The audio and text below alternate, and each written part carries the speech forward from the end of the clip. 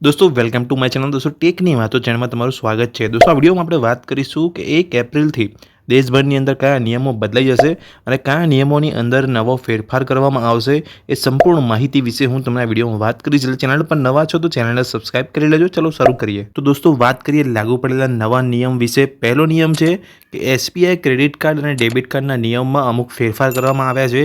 દેશની સૌથી મોટી સરકારી બેંક એસબીઆઈ ક્રેડિટ કાર્ડ અને ડેબિટ કાર્ડના મેન્ટેનન્સ ચાર્જમાં વધારો કરવાનો નિર્ણય લીધો છે, જેનાથી ગ્રાહકોને મોટો આંચકો લાગી શકે છે।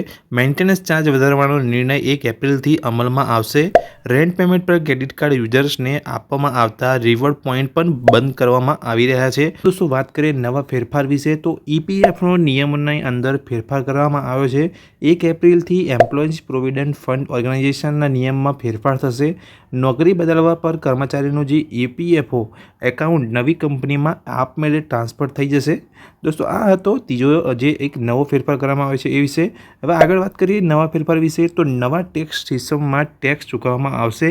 1 એપ્રિલથી આવકવેરાના નિયમો પણ ફેરફાર થવા જઈ રહ્યો છે। 1 એપ્રિલથી નવી ટેક્સ વ્યવસ્થાને ડિફોલ્ટ ટેક્સ સિસ્ટમ ગણવામાં આવશે। એટલે કે જો જૂની ટેક્સ વ્યવસ્થાને બદલવામાં નહીં આવે તો નવા ટેક્સ શાસન હેઠળ ટેક્સ આપમેળે ફાઇલ કરવામાં આવશે નહીં। નવી કર વ્યવસ્થા હેઠળ 7 લાખની આવક પર કોઈ ટેક્સ ચૂકવવો પડશે નહીં। દોસ્તો આગળ વાત કરીએ ફાસ્ટેગ કેવાયસી વિશે તો ફાસ્ટેગ કેવાયસીની અંદર પણ અમુક ફેરફાર કરવામાં આવે છે।